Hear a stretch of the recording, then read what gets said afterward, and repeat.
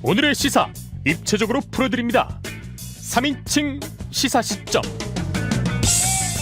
장예찬 청년재단 이사장, 권지웅 전 더불어민주당 최고위원 두 분과 함께합니다. 안녕하세요. 안녕하세요. 네, 대체 휴일인데 이렇게 나와주셔서 고맙습니다, 두 분. 아닙니다. 뭐 프리랜서에게 쉬는 날이 어디 있겠습니까? 아이고, 네. 고맙습니다. 네, 지금 유튜브로 저희 모습 생중계되고 있으니까요. 유튜브 MBC 라디오 시사 채널로도 함께해 주시면 감사하겠습니다. 네, 웬일로 청취자 여러분께서 저와 관련된 문자들을 좀 보내주고 계십니다. 역풍이다님께서요.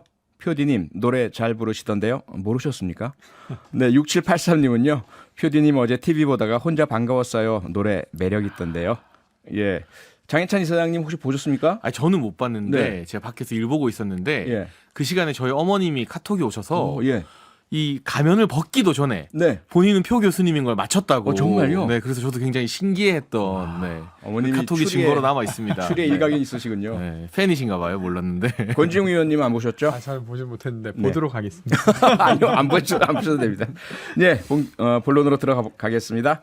장예찬 이사장님 어떤 뉴스 가지고 오셨습니까? 네, 지금 이 한미일 합동 연합 군사 훈련을 두고 여야의 대치가 심각해지고 있는데요. 네. 민주당의 이재명 대표는 이를 두고 뭐 친일 국방이다라면서 굉장히 강도 높게 비판을 했고요. 네. 반면 국민의힘에서는 죽창가 시즌 2냐 그리고 어떻게 대한민국 안보에 대해서 이토록 무지할 수 있느냐 연일 비판을 쏟아내고 있습니다. 오늘 대통령실의 공식 입장도 나왔는데 이제 국가 안보는 말이 아니라 현실로 지키는 것이다라면서 네. 이 현실적인 현재 국제 정세에서 뭐 러시아 우크라이나 전쟁도 있고 네. 북한의 핵 도발이나 최근 또 SLBM 시험 발사까지 점점 도발 수위가 높아지고 있는 상황에서 네. 한미일의 어떤 군사 협력이나 실전을 대비한 훈련이 꼭 필요하다는 것을 강조하는 듯한 메시지여서요. 네. 이를 두고 이번 국정감사 국방위 이후로도 계속해서 논쟁이 좀 이어질 것 같습니다. 네.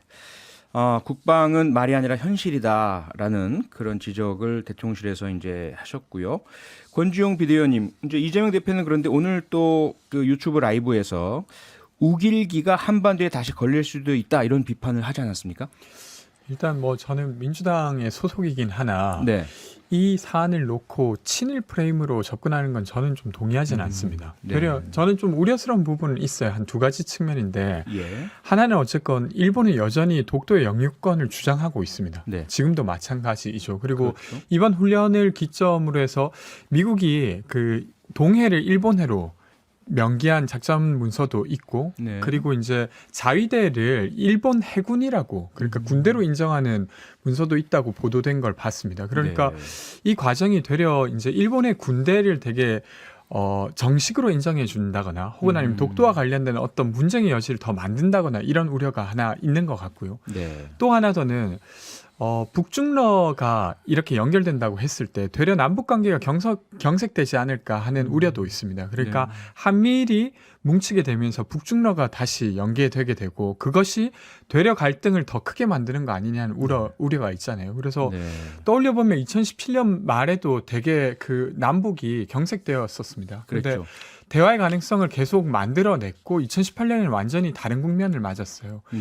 그런 식의 어떤 국면을 맞기에 이번 한미일 연합훈련이 적절했는가?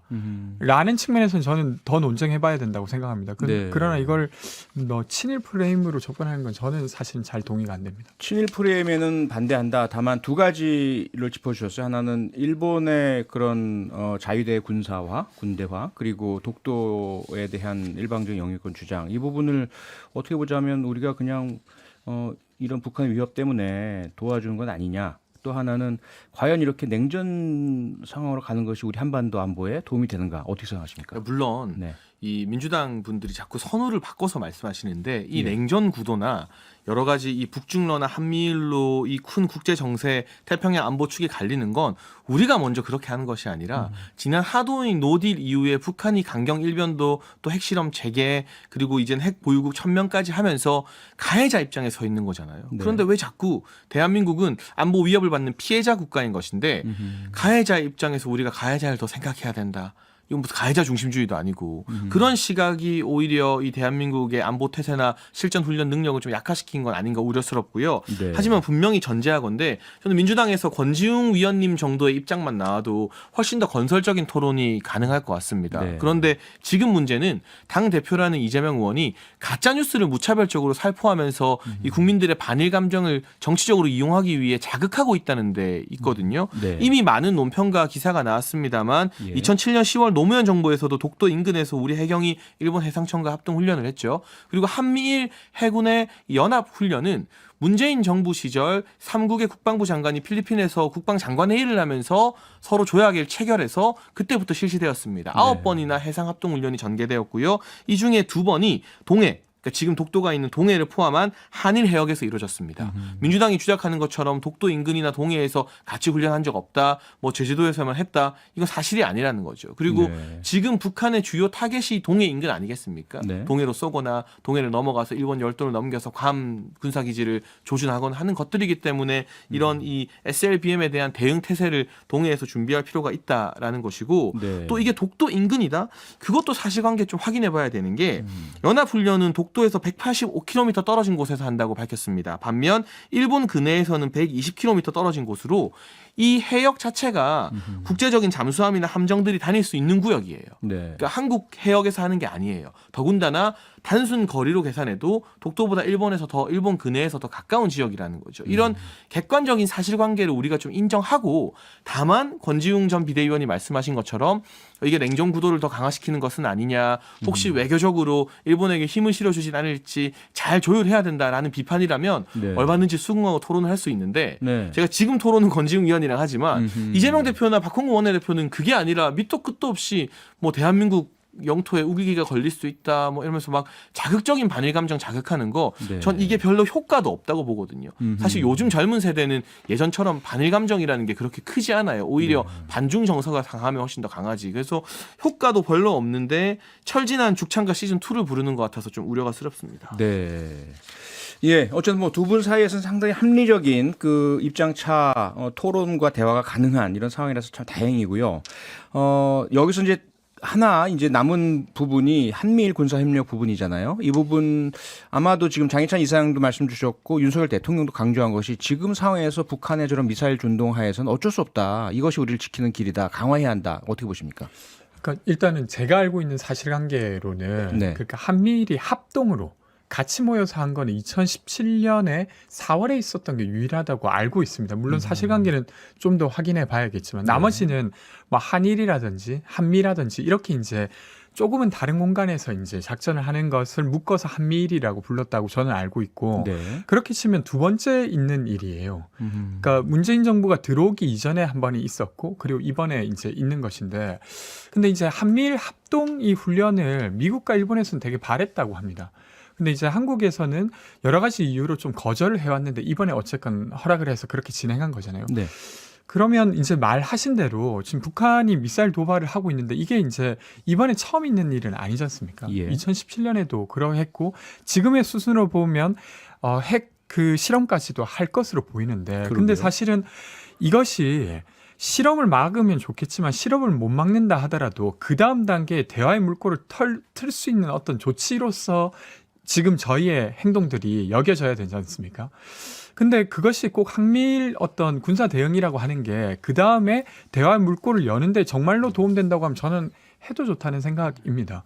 근데 그렇게 할 수 있을지가 좀 의문스러워요. 되려 지금 북한 입장에서는 중국이랑 러시아를 뒷배로 여기고 네. 지금 버틸 텐데 그 뒷배를 흔들 수 있는 조치를 하는 게 더 좋지 않을까? 그 면에서 한미일 합동 훈련을 했던 게 정말로 좋은 일일까 하는 의문이 계속 드는 겁니다. 지금 국제 정세상요. 예. 저도 뭐 국제 외교안보 전문가는 아니지만 그분들의 기고문이나 방송에서 말씀하시는 것을 유추해서 좀 전달을 드리자면 이 신냉전 체제라는 표현도 쓰고 있잖아요. 그렇죠. 또 우크라이나 전쟁 이후에 여기에 책임을 러시아에게 묻는 국제사회의 움직임이 분명히 있고 다만 중국이나 러시아 같은 경우는 뭐 북한도 마찬가지겠죠. 이 부분에 있어서 러시아의 편을 들어주는 모습 등을 유엔 안보리나 회의에서 계속 메시지로 내고 있지 않습니까? 네. 그런데 우리가 이 질서에서 유독 돈키호테처럼 동떨어져서 혼자 균형자 외교를 하겠다, 중재자 외교를 하겠다. 그 실험은 지난 문재인 정부에서 충분히 했습니다. 하지만 결과는 안타깝게도 하노이 노딜이죠. 저도 하노이 노딜이라는 결과가 정말 안타깝습니다만 그 이후에 북한은 대화의 의지를 보여준 게 아니라 그렇다면 우리 한번 갈 때까지 가겠다. 핵 보유국이 된 다음에 다시 한번 이 뭐 협상 테이블에 앉아보자는 듯한 모습을 강하게 보이고 있는데 네. 여기서 우리가 더 끌려가는 것이 국제 정세상 그리고 하노이 노딜로 북한에 대한 신뢰를 잃어버린 미국이나 이런 곳에서 용인할 수 있는 운신의 폭이 아닌 거죠. 이게 네. 많이 변했습니다. 지난 5년 동안. 그러한 냉정한 국제 정세를 감안해서 새롭게 변화된 더욱 튼튼한 한미 동맹과 한미일 군사 안보 협력이 필요하다라는 생각을 하게 되고요. 우리가 네. 일본과의 관계가 굉장히 안 좋아지다가 지난 이제 윤석열 대통령의 이 미국 순방 등에서 어쨌든 기시다 총리 만났잖아요. 예. 이걸 가지고 민주당이 많이 공격했습니다만 최근에는 일본 언론도 그렇고 외신도 그렇고 그때 힘들게 만난 이후로 한일 관계의 여러 실무적인 것들이 좀 풀리고 있다.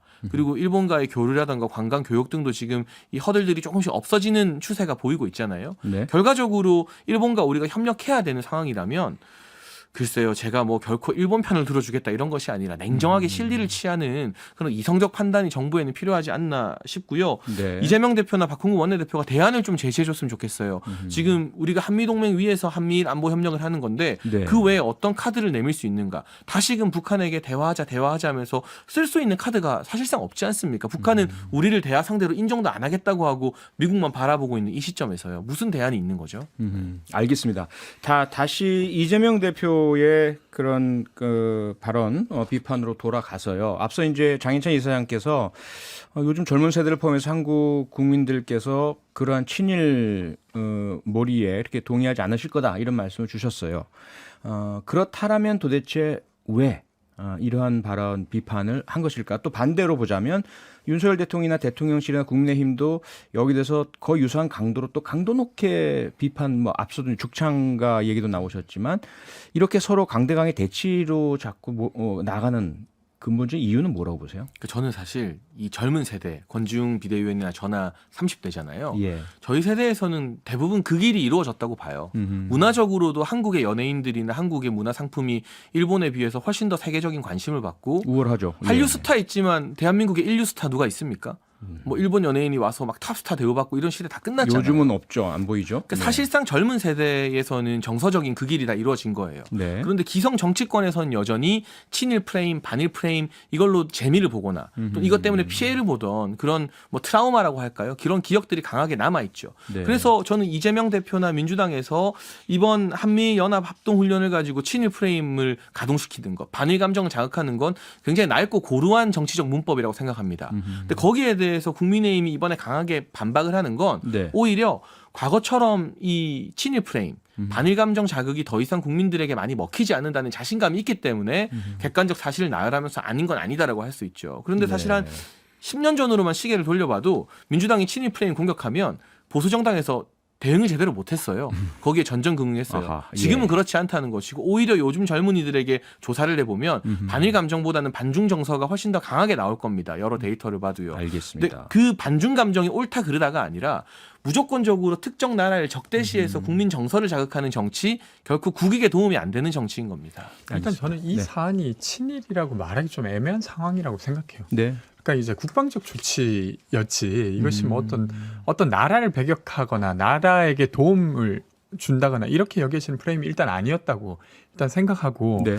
근데 여튼 이제 저는 이제 북한이 저렇게 하는 것도 하노이 뉴딜 때부터라고 하시는데 그것이 이제 한국이 강경하게 북한을 대하지 않아서 그랬는가라고 했을 때 그렇지 않잖아요. 미국의 어떤 태도에 대한 어떤 반발을 하고 있는 것이라 그 지점 짚을 필요가 있고 어쨌거나 한일 관계에서는 위안부랑 강제동원 문제를 풀지 않고서 그냥 끌려가는 건 저는 좀 적절하지 않은 것 같습니다. 알겠습니다. 네, 다음으로 권지웅 비대위원이 준비한 뉴스 잠시 오디오 컷 듣고 이야기 나눠보시죠. 정의당에 있다가 그다음 민주당 정부에 가 있다가 또 윤석열 정부 밑에서 일을 하고 무슨 뻐꾸기입니까 지금? 나는 부끄러워서 고개를 못 들겠어요. 차라리 혀 깨물고 쭉 찍고 뭐하러 그런 짓 합니까? 네, 지난주 금요일 국정감사장에서 권성동 국민의힘 의원의 발언이었습니다. 사퇴 압박받고 있는 김재남 한국원자력안전재단 이사장을 향한 말이었는데 폭언이다, 언어폭력이다 이런 비판들이 강하게 나왔습니다. 이와 관련해서 다시 나온 소식이 뭐냐 하면 김재남 이사장의 민간인 시절 여행 이력까지 감사원에서 들여다봤다. 소위 말하는 사찰이 있었다. 이런 뉴스까지 나왔던데요. 권지웅 비대위원님. 아니 일단 두 가지 면이 좀 부적절한 것 같은데요. 네. 하나는 어쨌든 지금 감사원의 감사가 전 정부에 임명된 임기가 보장돼야 될 사람들을 향하고 있다는 것입니다. 네. 그러니까 이게 뭐 억지로 감사를 하거나 모욕을 줘서 쫓아낼 게 아니라 사실은 법으로 대통령직의 어떤 기관과 공공기관장의 기간을 맞춰야 되는 문제지. 네. 이렇게 일일이 모욕을 주는 방식은 일단 적절하지 않다는 게 하나고요. 네. 또 하나는 국정감사장에서 아무리 피감기관의 구성원이라 하더라도 이 정도 모욕을 당해도 되는가? 저는 영상을 보면서 진짜 영상을 끄고 싶었어요. 그러니까 예. 저 사람 말을 막고 싶을 정도였습니다. 그러니까 단순히 예를 들면 그 이사장의 직무를 이행하기에 적절하지 않다라는 비판 좀 강하게 할 수도 있죠. 예. 근데 그것을 넘어서서 누구라도 나 같으면 당신처럼 살았으면 혀 깨물고 죽겠다는 이야기. 그러니까 반대로 말하면 죽으란 말이잖아요. 근데 그런 말을 누가 누구한테 할 수 있습니까? 네. 저는 예를 들면 국회의원이 기소되지 않는가, 그리고 그 국회의원이 업무상 했던 말은 형사소추되지 않는다, 이런 것들은 정치활동을 보장하기 위함이지 누군가를 누군가에게 어느적 폭력을 가해도 된다는 건 아니잖아요. 그렇죠. 저는 이 지점은 진짜 권성동 의원께서 사과하셨으면 좋겠다는 생각입니다. 네, 그 민간인 시절 부분에 대한 뭐 소위 말해 들여다봤다 이런 표현이 있던데 자료를 제출받고 하는 것 이건 어떻게 보세요? 그것도 그 지금 과도한 감사를 하는 과정에 네. 저는 아주 위법한 짓을 저지르고 있다고 생각되는데요. 위법. 예. 네, 뭐 이게 이제 김재남 그 이사장에게만 적용되는 게 아니라 7,000명 전체한테 했다는 거고, 지금 그 사람들이 공무직을 그 5년 4개월 동안 했다면 모르겠지만 그렇지 않다고 하면 다 법적으로도 문제가 될 부분이라고 생각합니다. 네. 근데 이 열차 이용 내역 제출받은 건요. 말씀처럼 공직자 7,100명에 대해서 2017년부터 열차 이용한 내역 전체를 내라고 관련 기관에 요구했는데 네. 이거는 그러면 그 원자력 안전재단에서 지금 김재남 이사장은 올해 2월에 부임했으니 2월 거부터 내겠습니다 하면 되는 문제예요. 근데 일괄적으로 내다 보니까 다른 공무원들과 섞여서 2017년부터 내게 된 단순한 행정 착오인 것이고 네. 감사원이 억지로 없는 걸 들어가서 뭐 압수수색하듯이 가져온 건 아닙니다. 아하. 제출하는 재단 측에서 업무 착오가 있었던 것이겠죠. 네. 한 가지 더, 그리고 권성동 전 원내대표의 발언, 네. 여기에 나는 부끄러워서 고개를 못 들겠어요. 차라리 혀 깨물고 죽지 뭐하러 그런 짓 합니까? 이게 나라면 그럴 것이다라는 뜻이라고 권성동 원내대표가 말을 했거든요. 네, 그랬죠. 근데 사실 통합진보당에서 국회의원을 하시고 문재인 정부에서 청와대 비서관과 수석을 하시고 지금은 윤석열 정부에서 원자력 안전재단, 특히 윤석열 대통령이 이 반탈원전 원전 강국으로 만드는데 아주 관심이 많은데 그것의 핵심 재단에서 이사장을 하고 계십니다. 네. 이건 정치인으로서의 신념이나 공직사로서의 신념 차원에서 저는 김재남 이사장께서 임기를 지키는 것에 대해서 좀 부끄러워하실 필요는 있다는 생각이 들고요. 네. 다만 국감에서 피감기관 장에게 비판하거나 공격할 때 우리 국민들이 보신다는 것을 생각해서 정제된 언어나 고성 안 쓰는 게 좋다는 데는 저도 본질적으로 동의를 해요. 네. 근데 이 부분에 대해서 올해 2월에 임명을 하셨거든요. 근데 대선이 언제 있었습니까? 올해 3월에 있었습니다. 대선 한 달 전에 이 중요한 원자력 안전재단 이사장을 낙하산 알박기로 임명하는 거, 이거 박근혜 정부 말기에 임명했던 사람들 민주당이 그때 다 낙하산 알박기라고 막 비판하고 감사해서 KBS 이사 같은 경우는 어디서 김밥 한 줄 먹었다고 막 사퇴시키고 그러셨잖아요. 근데 왜 똑같은 행동 또 하시냐는 거예요. 이걸 국회에서 법제화시켜서 앞으로는 공공기관장과 대통령 임기 맞추는 게 좀 반드시 필요하다고 봐요. 네. 하지만 비판했던 똑같은 일을 문재인 정부에서 임기 말에 반복했기 때문에 이런 불행한 사태가 또 국감에서 발생하는 거죠. 네. 일단 저는 이 사안의 본질은 예. 이사장의 뭐 직무 능력에 대한 것이 아니라 본질적으로 신상을 공격하면서 폭언을 했다는 것입니다. 예를 들면 제가 이 자리에서 장혜찬 이사장님께 제가 장혜찬 이사장이었으면 혀 깨물고 죽었겠습니다 라고 하면 이 말은 무슨 말입니까? 혀 깨물고 죽으란 말이죠. 그러니까 이거는 예를 들면 듣기 평가에 이어 국어 테스트를 하는 겁니다.